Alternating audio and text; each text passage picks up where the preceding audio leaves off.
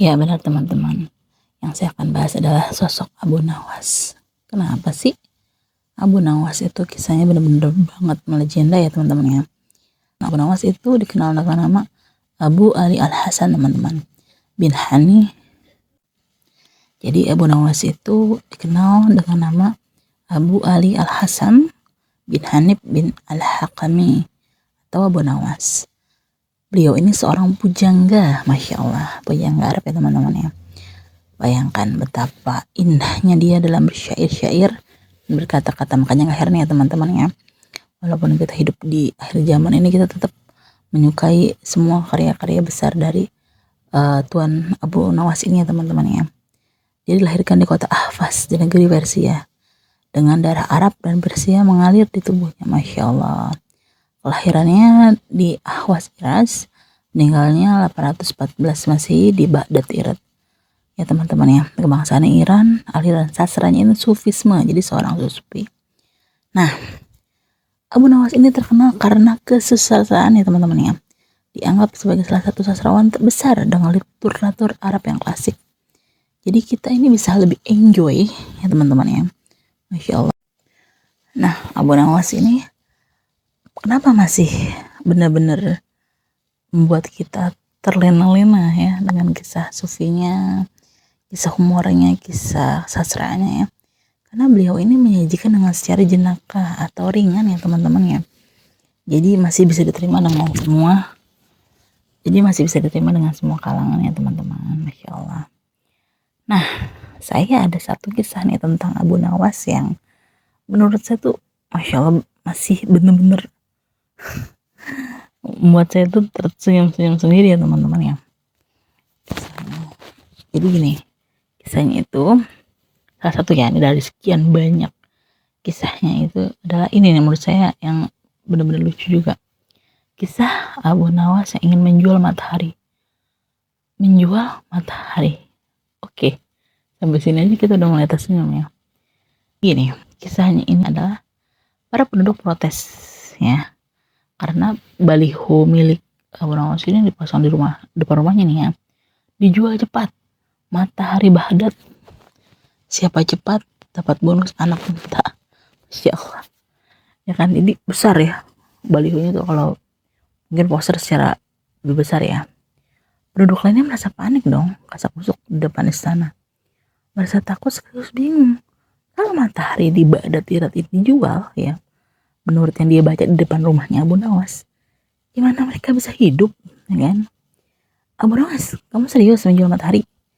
Tanya Khalifah Harun ar-Rasyid sambil mengamati masa. Jadi masa tuh orang-orang berbludak kepo dengan baliho yang ditulis oleh Tuan Abu Nawas ini teman-teman ya. Maksudnya gimana? Nah benar Baginda, supaya kita bisa ikut cara mereka menggunakan otak, jawab Abu Nawas.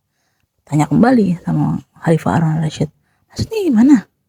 Khalifahnya kembali bertanya, begini Baginda senang kan infrastruktur di Baghdad terbangun hebat di zaman Baginda?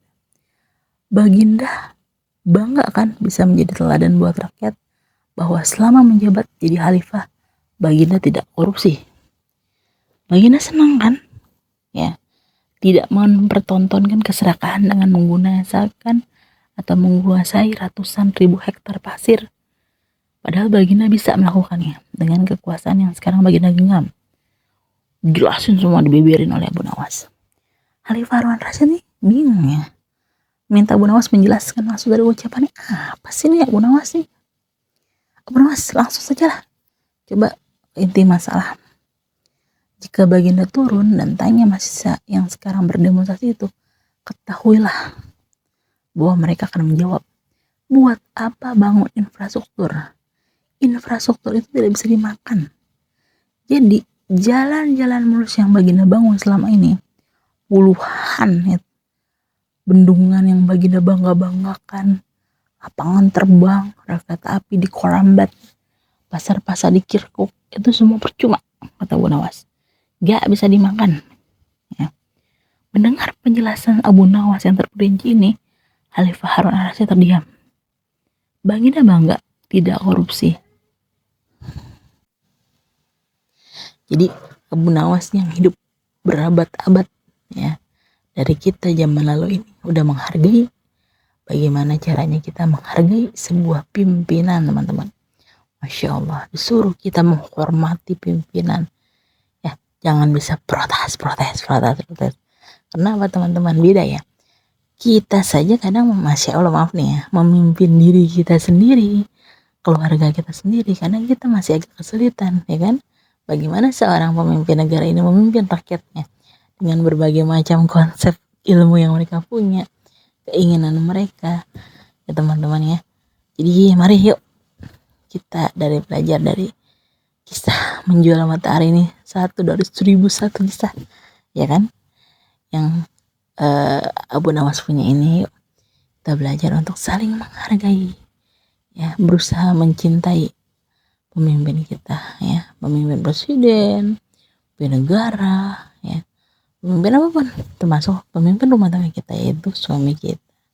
Teman-teman, berbeda tidak apa-apa, tapi jangan menimbulkan perselisihan. Masya Allah. Sampai di sini ya. Assalamualaikum warahmatullahi wabarakatuh.